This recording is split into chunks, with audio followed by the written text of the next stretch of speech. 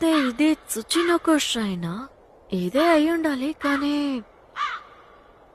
ఈ వ్యక్తి ఎందుకు తలకిందులుగా ఉన్నాడు?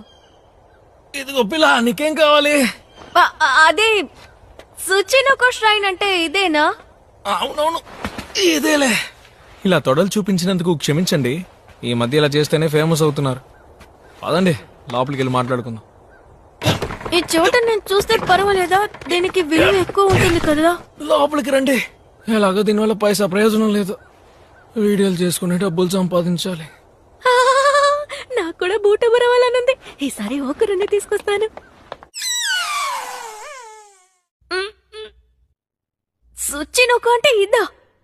చూడటానికి అలా లేదు. నాకు కూడా అలాగే అనిపిస్తోంది.